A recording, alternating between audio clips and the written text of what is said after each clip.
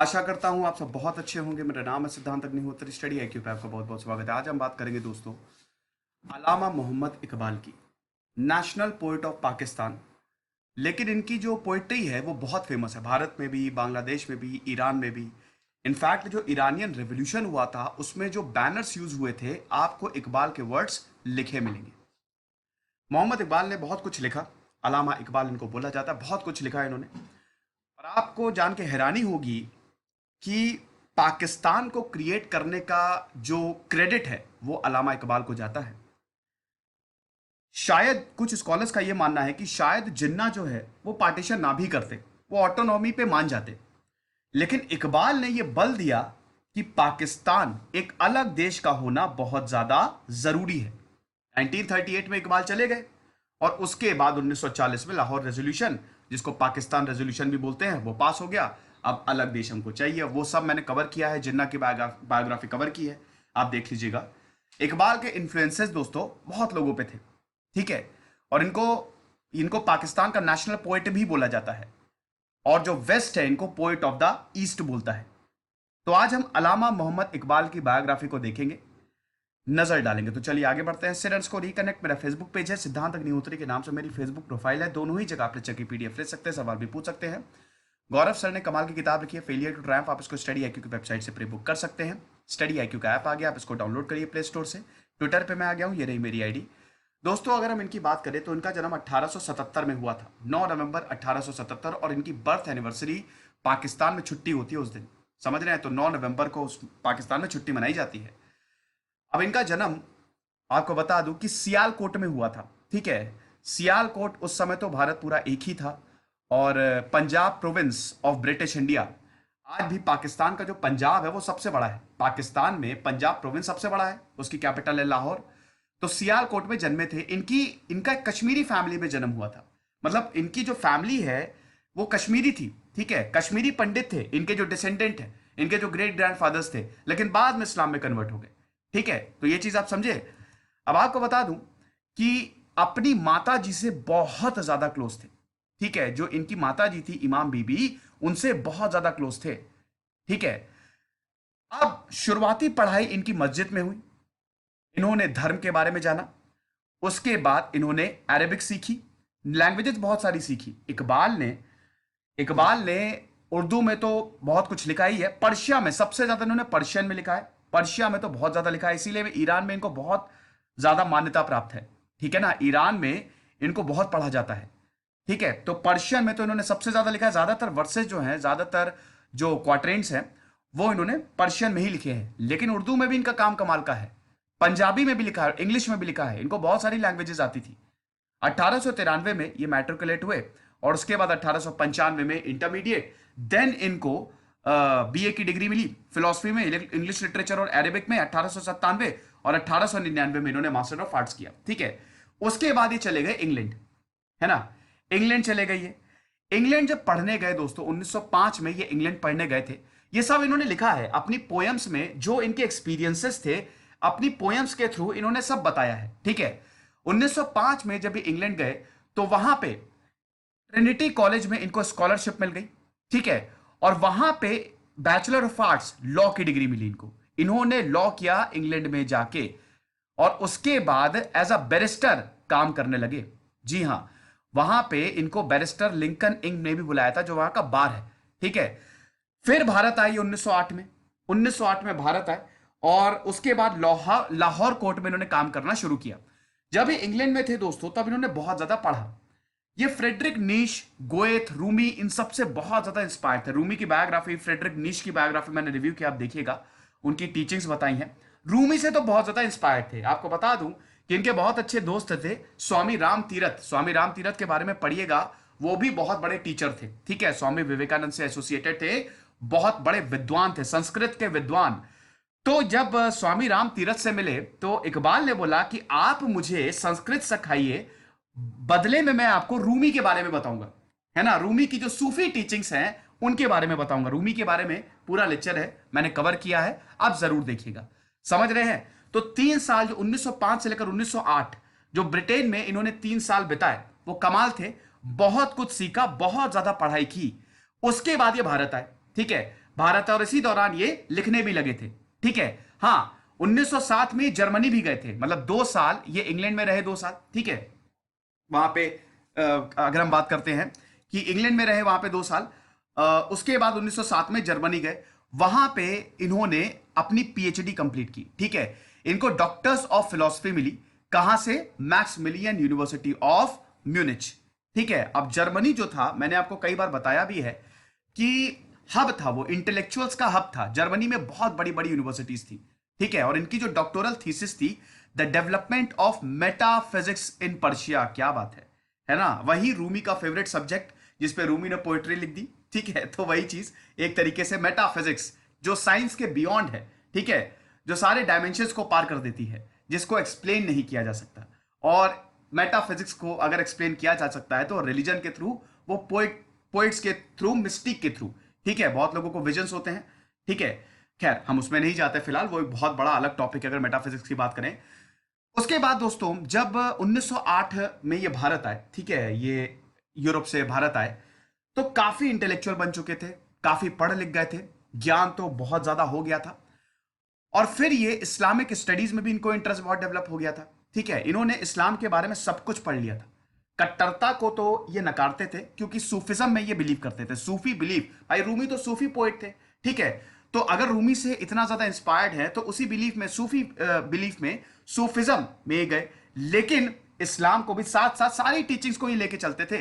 अगर आपको बहुत बड़ा बनना है, अगर आपको वाकई में एक अच्छा इंसान बनना है, तो जो प्रॉफिट मोहम्मद ने पाथ दिया है, जो रास्ता दिया है, वो अपनाओ। कुरान को समझो, कुरान में जो आयतें हैं उनको समझना बहुत ज्यादा जरूरी है। ठीक है ना, कि सबमिशन तभी हो सकता है जब हम पूरी तरीके से समझे, है ना। साथ ही साथ सेक्युलरिज्म पे ज्यादा विश्वास नहीं करते थे। ठीक है, सेक्युलर नहीं थे इकबाल, ना ना। यहां पे मुस्लिम कम्युनिटी को यूनाइट रहने की बात कहते थे हमेशा, है ना। और भारत में भी, जब आप खुद ही समझिए कि जब भारत एक इन्होंने अलग अगर देश बनवा दिया पाकिस्तान को, तो फिर ये सेक्युलरिज्म पे तो विश्वास करेंगे नहीं।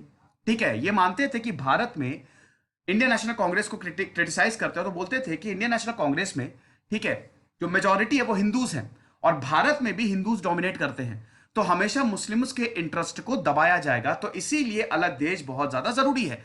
और ये बात जिन्ना को मनवाने में कामयाब हो गए, है ना। जिन्ना को ये बात जिन्ना इकबाल से बहुत ज्यादा इन्फ्लुएंस थे, है ना। और जिन्ना ने एक टाइम पे तो सब कुछ छोड़ दिया था ना, वो तो चले गए थे। उन्होंने तो खुद ही एग्जाइल ले लिया था, सेल्फ इंपोज्ड एग्जाइल था। वो तो इंग्लैंड में रहते थे, उनको तो कोई लेना ही देना नहीं था एक टाइम पे पॉलिटिक्स से। लेकिन इकबाल ने ही जिन्ना को लेटर्स लिख के बुलाया कि आप आओ और हमारा प्रतिनिधित्व करो। समझ रहे हैं? तो ये चीज है। अभी हम जिन्ना और इकबाल की दोनों की बात करेंगे। ठीक है, 2 लेटर लिखी थे दोस्तों। ठीक है, वो लेटर्स में क्या था उनकी भी बात करेंगे। समझ गए? पोएट तो बहुत अच्छे थे, ऑथर तो बहुत जबरदस्त लिखते थे इकबाल, साथ ही साथ एडवोकेट भी बहुत अच्छे थे। ठीक है, लाहौर कोर्ट में प्रैक्टिस करते थे, 100 से ज्यादा जजमेंट्स इनके नाम हैं। उसके बाद दोस्तों हम देखते हैं कि बहुत ही जल्द इन्होंने लॉ को क्विट कर दिया। ठीक है, इन्होंने प्रैक्टिस छोड़ दी और पूरी तरीके से लिटरेरी वर्क में चले गए। ठीक है, सिर्फ लिखने लगे, सिर्फ कंपोज करने लगे। इसी दौरान ये एक्टिव मेंबर बन गए अंजुमने हिमायते इस्लाम की। ठीक है दोस्तों, काम आगे चलता है। 1908 से लेकर 1919 इन्होंने वर्क्स पब्लिश किए और बहुत ज्यादा फेमस हुए। अभी हम इनके वर्क्स की बात करेंगे, इन्होंने पर्शिया में और उर्दू में क्या लिखा। ठीक है, उन सब की अभी हम बात करेंगे। ठीक है, अब देखिए, ये जो अंजुमने हिमायत इस्लाम थी, है ना, इसका काम क्या था? इसका काम ये था कि जो ह्यूमन सोसाइटी है, ठीक है, उसको इवॉल्व करे, स्पेशली जो मुस्लिम्स हैं, है ना, जो इस्लाम को फॉलो करते हैं, उनको इनलाइटन करे। ठीक है, प्रॉफिट के रास्ते पे उनको चलना है और इनलाइटनमेंट वहीं से होगा। ठीक है, तो स्पिरिचुअल डायरेक्शन दिया जा सके ताकि उनकी जिंदगी जो है वो अच्छी हो सके। समझ रहे हैं? और इसी दौरान दोस्तों हम ये देखते हैं कि इकबाल जो है, ठीक है, इकबाल जो है पॉलिटिक्स में भी एक्टिव हो गए, है ना। देखिए, इकबाल जो है वो लंदन से पढ़ के आए थे, है ना। पहले तो भारत में पढ़ाई की, फिर चले गए लंदन। अब यूरोप का जो वेस्ट का कल्चर है वो बहुत ही लिबरल है ना। फ्रेडरिक नीश ने तो क्या कमाल की, इंसानों की क्या कमाल की उन्होंने व्याख्या की है। ठीक है, मजा ही आ जाती है फ्रेडरिक नीश को पढ़ के। फिर उन्होंने रूमी को पढ़ा, फिर गोएथ को पढ़ा, उसके बाद ऐसे बहुत सारे, बर्गसन को पढ़ा। जब इतने लोगों को पढ़ लिया, वेस्ट से पढ़ के आए, तो हम ये देखते हैं कि तो ये बोलते थे कि इंसानियत की राह पे चलने के लिए आपको स्पिरिचुअल डायरेक्शन जरूरी है, स्पिरिचुअली इनलाइटेंड होना बहुत ज्यादा जरूरी है। उसके लिए आप इस्लाम पढ़िए, उसके लिए आप कुरान पढ़िए, अल्लाह के रास्ते, प्रॉफिट ने जो रास्ता बताया वो आप अख्तियार करिए। ठीक है, Islam as a source for socio political liberation and greatness. उसके बाद 1919 से लेकर 1934 तक हम ये देखते हैं कि ये जो है बहुत ज्यादा एक्टिव रहे पॉलिटिक्स में। भैया मुस्लिम लीग के सेशंस के प्रेसिडेंट थे ये, 2 बार सेशन इन्होंने लिया है मुस्लिम लीग का। ठीक है ना, एक बार 1930 और एक बार 1932 अध्यक्ष रहे हैं मुस्लिम लीग के सेशंस के। आप देख लीजिएगा, थोड़ा चेक कर लीजिएगा, डेट थोड़ा चेक कर लीजिएगा, लेकिन 2 बार रहे हैं ये। ठीक है, फिर हमें देखते हैं कि 1934 में इन्होंने सब कुछ छोड़ दिया। ठीक है, और अल्लाह की ही शरण में चले गए, और फिर उसके बाद ये पूरी तरीके से इन्होंने सरेंडर कर दिया। और 1938 में 21 अप्रैल, क्योंकि तबीयत भी बहुत अच्छी नहीं रहती थी, 21 अप्रैल 1938 का इनका देहांत हुआ, लाहौर में इनका देहांत हुआ था। समझ गए हैं?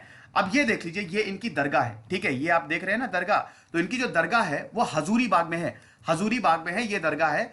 और काफी खूबसूरत है वैसे, अगर आप पाकिस्तान जाए तो आप बिल्कुल यहां पे विजिट करिए, बहुत ही इंपॉर्टेंट है।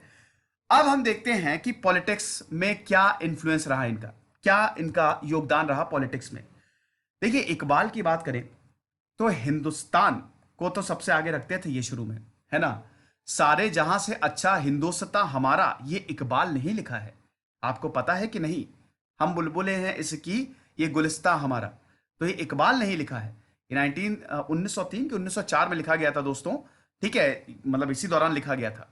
फिर क्या हुआ कि ये बोलने लगे कि हमको पाकिस्तान चाहिए, है ना। देखिए, नेशनल अफेयर्स में तो इस्लाम पहले से ही इंटरेस्टेड थे। एक तो वेस्ट चले गए थे, ब्रिटेन चले गए थे, वहां से जब भारत आए तब इन्होंने देखा कि कल्चरल बहुत डिफरेंस है। ब्रिटिश जिस तरीके से भारत में रूल करते हैं वो अपने आप वैसे रूल नहीं करते हैं, है ना। तो ये चीज, फिर उसके बाद पढ़े लिखे बहुत ज्यादा थे, लाहौर कोर्ट में प्रैक्टिस करते थे, तो लोग इनसे जुड़ना चाहते थे। और जो उस समय पार्टी थी, इनफैक्ट मुस्लिम लीग, इनको अपने साथ लेना चाहती थी। तो हम ये देखते हैं कि जब मुस्लिम लीग एक्सपैंड हो रही थी तो इकबाल को सेक्रेटरी बनाया गया था, है ना। तो जो पहले 3 ज्वाइंट सेक्रेटरी, जब मुस्लिम लीग को एक्सपैंड किया गया, पहले 3 जो ज्वाइंट सेक्रेटरी थे उनमें से थे इकबाल। समझ गए हैं? और जो दूसरे 2 हैं वो लिखे हुए हैं, शेख अब्दुल अजीज और मौलवी महबूब आलम। समझ रहे हैं? तो अब हम ये देखते हैं कि एक तरफ तो ये पोएट्री कर रहे हैं, दूसरी तरफ लॉ भी प्रैक्टिस कर रहे हैं, और तीसरी तरफ पॉलिटिक्स में भी एक्टिव है। ठीक है, लेकिन जैसे जैसे वक्त आगे बढ़ता है, इनका जो डिविएशन है, ठीक है, ये सेक्युलरिज्म इन्होंने छोड़ दिया। ठीक है, सेक्युलरिज्म पीछे छोड़ दिया। इसका हमको जवाब दोस्तों इसी में ही मिलता है कि जो इन्होंने सारे जहां से अच्छा 1904 में जो लिखा, सारे जहां से अच्छा हिंदुस्तान हमारा, उसके 6th स्टैंजा में ये लिखते हैं, मजहब नहीं सिखाता आपस में बैर रखना, हिंदी है हम, वतन है हिंदुस्तान हमारा। समझ रहे हैं? और ये बहुत फेमस भी है, आपने सुना भी होगा कि मजहब नहीं सिखाता आपस में बैर रखना, हिंदी है हम, वतन हिंदुस्तान हमारा। लेकिन 1910 आते आते इनका स्टैंड पूरा बदल गया। मतलब ये इंडियन नेशनलिस्ट से इस्लामिक फंडामेंटलिस्ट हो गए। समझ रहे हो? और ये केस स्टडी भी की जाती है इनके ऊपर। ठीक है, अब हमको इसका प्रमाण मिलता है जब इन्होंने 1910 में तराने मिली लिखी। तराने मिली में लिखा है कि सुनो अरब हमारा, हिंदुस्तान हमारा, मुस्लिम है हम, वतन है सारा जहां हमारा। तो एक तरीके से इन्होंने सेक्युलरिज्म को पीछे छोड़ दिया और मुस्लिम यूनिटी की मांग की। शुरुआत इन्होंने एज एन इंडियन नेशनलिस्ट की थी, लेकिन जैसे ये आगे बढ़े तो इस्लामिक फंडामेंटलिस्ट हो गए। समझ रहे हैं? है ना। ये बोलने लगे कि मुस्लिमों के राइट्स को गारंटी करना सबसे ज्यादा इंपॉर्टेंट है। और भारत में अगर इंडियन नेशनल कांग्रेस की सरकार बनती है तो इंडियन नेशनल कांग्रेस में मुस्लिम हिंदू ज्यादा है, हिंदू डोमिनेटेड पार्टी है, तो मुस्लिमों के राइट्स को कभी ऑनर किया ही नहीं जाएगा। इसीलिए ये मोहम्मद अली जिन्ना को लेके आए। मोहम्मद अली जिन्ना को इन्होंने 2 पत्र लिखे थे। ठीक है, और साथ ही साथ जब मोहम्मद अली जिन्ना ने खुद सेल्फ इंपोज्ड एग्जाइल पे थे, तब अलामा इकबाल ही उनको लेके आए कि आपको हमारे लिए काम करना है। क्योंकि दोस्तों उस समय लीडर की जरूरत थी। मुस्लिम लीग में ज्यादा बड़े लीडर, ज्यादा अच्छे लीडर्स नहीं थे। तो इकबाल को पता था कि अगर मुस्लिम लीग को कोई आगे ले जा सकता है, अगर मुस्लिमों का कोई प्रतिनिधित्व कर सकता है, तो वो है जिन्ना। तो जिन्ना को उन्होंने बुलाया लंदन से। ठीक है, वो वहां पे अपनी लॉ प्रैक्टिस कर रहे थे। ठीक है, उनको ज्यादा कोई इतना लेना देना नहीं था। ठीक है, वो चले गए थे उधर पे ही, लेकिन फिर उनको बुलाया। है ना, कि तुमको आना पड़ेगा और मुस्लिम लीग की कमान तुमको लेनी पड़ेगी, ठीक है। और इधर हम देखते हैं कि अब रिस्पॉन्सिबल गवर्नमेंट से छोड़ के हम पूर्ण स्वराज पे आ गए थे, और अब यहां से इकबाल का स्टैंड पूरी तरीके से बदल गया। इसी दौरान दोस्तों 1926 में इकबाल ने इलेक्शन भी लड़ा पंजाब लेजिस्लेटिव असेंबली से, और जीते भी 3,500 वोटों से अपने ओपोनेंट को हराया था यहां पे, ठीक है।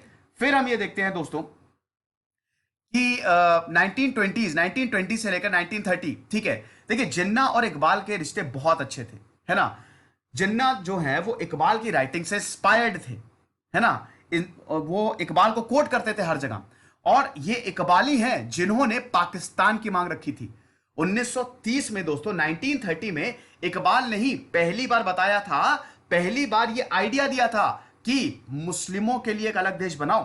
जब 1930 में जो सेशन हुआ था, जो इलाहाबाद सेशन हुआ था, वहां पे इकबाल ने बोल दिया था north West frontier, Punjab, Balochistan और सिंध, जहां पे मुस्लिम से ज्यादा हैं उनको अलग कर दो, ठीक है। तो ये एग्जैक्ट स्पीच तो मुझे नहीं याद है दोस्तों, लेकिन ये कंसेप्ट 1930 में दिया था, ठीक है। उसके बाद फिर हम देखते हैं कि जब 1934 में जिन्ना आए तो जिन्ना मुस्लिम लीग के लीडर हो गए, ठीक है। और जैसा कि मैंने बताया कि शायद जिन्ना उतना नहीं चाहते थे, है ना। देखिए थर्ड राउंड टेबल कॉन्फ्रेंस जो हुई, कब हुई थी थर्ड राउंड टेबल कॉन्फ्रेंस? चलो कमेंट बॉक्स में बताओ, थर्ड राउंड टेबल कॉन्फ्रेंस कब हुई थी, आपको कमेंट बॉक्स में बताना है।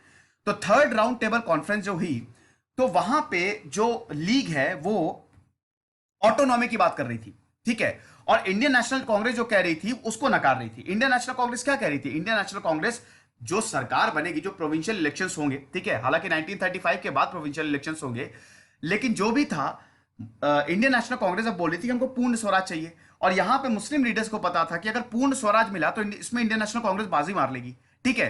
तो यहां पे इकबाल जो है वो ऑटोनॉमी की बात करने लगे कि हमको autonomy within the British empire चाहिए, और इसमें सेंटर का कोई ज्यादा रोल नहीं होगा। यहां तक कि जो जिन्ना के पॉइंट्स थे, जो जिन्ना ने बताए थे कि सरकार कैसी होनी चाहिए, इकबाल ने उसको पूरा यहां पे एडवोकेट किया था। समझ रहे हैं ना, का जो आइडिया था वो हो सकता है पार्टीशन का नहीं होता, लेकिन इकबाल ने उनको मना लिया। इकबाल ने 2 लेटर लिखे, एक लिखा था मई, एग्जैक्ट डेट में भूल गया, मई 1937 में, और एक लिखा था 21 जून 1937 को। जो मई में लिखा था लेटर, उसमें तो इस्लाम के बारे में बताया कि इस्लाम इंपॉर्टेंट क्यों है, कम्युनिटी के इस्लाम क्यों इंपॉर्टेंट है। लेकिन ये वाला जो लेटर था 21 जून 1937, इसमें इन्होंने बताया कि अलग अलग देश हमारे लिए होना चाहिए, सेपरेट मुस्लिम स्टेट हमारे लिए होना चाहिए, जो कि Punjab, North West Frontier, Baluchistan, Sindh, ठीक है। और आज भी आप पाकिस्तान में देखेंगे तो यही है। और इधर अगर आप ईस्ट, मतलब उधर ईस्ट बंगाल की बात करें, ठीक है, तो वो अलग है, वहां पे भी मुस्लिम। कहने का मतलब है कि देश में जहां मेजोरिटी में मुस्लिम है वो काट के अलग कर दो, ठीक है। यहां से जब फिर जिन्ना मान गए, जिन्ना तब भी हालांकि नहीं माने थे, लेकिन जब प्रोविंशियल इलेक्शंस में करारी हार हुई जिन्ना की, मुस्लिम लीग्स की, तब वो मान गए, ठीक है। और यहां पे पॉलिटिकल एंगल भी जुड़ जाता है, खैर वो मैंने पूरा कवर किया, आप जरूर देखिएगा। अब हम इनकी राइटिंग्स की बात करते हैं। देखिए इकबाल को पोएट ऑफ द ईस्ट बोला जाता है, और इनकी राइटिंग जो है वो भारत में बहुत ज्यादा पॉपुलर है, बांग्लादेश में बहुत ज्यादा पॉपुलर है, ईरान में तो बहुत ज्यादा पॉपुलर है भैया। ईरान 1979 में जो ईरान में रेवोल्यूशन आया ना, तो उसमें तो खोमेनी ने सीधा इन्फ्लुएंस इकबाल से लिया था। 1979 का जो ईरानियन रेवोल्यूशन था वो मैंने पूरा कवर किया है, खोमेनी की बायोग्राफी मैंने कवर किया, तो आप जरूर देखिएगा। समझ रहे हैं? तो हम ये देखते हैं कि इकबाल ने बहुत कुछ लिखा। 1930 में इन्होंने इंग्लिश लेक्चर्स ये पब्लिश हुए थे, इन्होंने इंग्लिश लेक्चर्स पब्लिश, मतलब जो इकबाल के 6 इंग्लिश लेक्चर्स है वो पब्लिश किए थे उस समय ऑक्सफोर्ड यूनिवर्सिटी प्रेस ने 1934 में, ठीक है। अब इसमें क्या था? The reconstruction of religious thought in Islam, ये इसका टाइटल था। इसमें था ये कि सेक्युलरिज्म के आइडिया को इन्होंने बहुत ज्यादा तवज्जो नहीं दी, ठीक है। सेक्युलरिज्म के आइडिया को इन्होंने साइड में रखा, इन्होंने मुस्लिम मेजोरिटी को बल दिया कि मुस्लिम नेशंस का साथ में आना बहुत ज्यादा जरूरी है। अगर हम भारत में रहेंगे तो हो सकता है यहां पे मुस्लिम जो है वो ओवर क्राउडेड हो जाए, मतलब हिंदुइज्म जो है वो मुस्लिम को एकदम शैडो कर ले, लेकिन ऐसा हुआ नहीं, भारत में बिल्कुल भी ऐसा नहीं हुआ, ठीक है ना। भारत सेक्युलर नेशन बना, तो एक तरीके से ये इकबाल का जो स्पेकुलेशन था वो गलत निकला, ठीक है। तो उस समय उनका यही मानना था, इसमें जो reconstruction of religious thought in Islam में बातें लिखी हैं उसमें यही है कि सेक्युलरिज्म पे थोड़ा सा वो डिविएशन है उनका, और वो बोलते हैं कि मुस्लिम बहुत ज्यादा, मुस्लिम हेरिटेज बहुत ज्यादा इंपॉर्टेंट है और हमको इसको सेफगार्ड करना है और सारे मुस्लिमों को यहां पे साथ में आना चाहिए। कोई डिस्ट्रक्टिव मैसेज नहीं है। एक चीज आप ये भी समझिएगा, डिस्ट्रक्टिव वे में नहीं बोल रहे हैं, ये कंस्ट्रक्टिव वे में बोल रहे हैं, ठीक है ना। ध्यान दीजिएगा कि इकबाल जो है हमेशा इंसानियत को ऊपर रखते हैं, ठीक है, इनकी राइटिंग जब आप पढ़ेंगे, जब आप इनकी पोएट्स पढ़ेंगे, तो उसमें आपको मिलेगा कि कोई ऐसी बात नहीं कर रहे हैं, लेकिन सेक्युलर नहीं थे इकबाल, ये भी आपको जानना है। ठीक, उसके बाद दोस्तों हम ये देखते हैं, टू नेशन थ्योरी के तो प्रोपोनेंट थे ही, एक तरीके से इनको तो पहला पॉलिटिशियन बोला जाता है जिन्होंने टू नेशन थ्योरी को बताया, टू नेशन थ्योरी को आर्टिकुलेट किया। ठीक है, तो ये चीज है। और उसके बाद ये इनका ये भी मानना था कि मुस्लिमों की एक अलग मैगजीन होना चाहिए, एक अलग जर्नल होना चाहिए, और वो जर्नल जो हो वो कमाल का हो। ठीक है, कल्चरल, रिलीजियस, पॉलिटिकल जर्नल होना चाहिए, सारी चीजें एक साथ हो, मुस्लिमों के लिए होना चाहिए ये। तो इन्होंने तोलुए इस्लाम भी निकाला इन्होंने। ठीक है ना, तो इसके भी पैट्रॉन थे। उसके बाद अगर हम पर्शियन वर्क्स की बात करते हैं, तो पर्शियन उन्होंने बहुत ज्यादा लिखा। ठीक है, 12,000 में से 7,000 वर्सेस तो पर्शियन में ही है इनके। ठीक है, 1915 में इन्होंने असरार खुद ही लिखा। खुद को पहचानना है तो कैसे पहचाने, असरार खुद ही पढ़ लीजिए। उसके बाद इन्होंने रुमुजे बेखुदी लिखा। ठीक है, सेल्फनेसनेस, यहां पे कम्युनिटी की बात थी, है ना, और यह बताया था कि Islamic way of life is the best. अगर नेशंस को आगे बढ़ाना है, नेशन को आगे रखना है, तो Islamic teachings is the best. और इसीलिए इकबाल की टीचिंग्स से इन्फ्लुएंस लेके, मतलब इकबाल से इन्फ्लुएंस होके पाकिस्तान एक धार्मिक राज्य बना, है ना।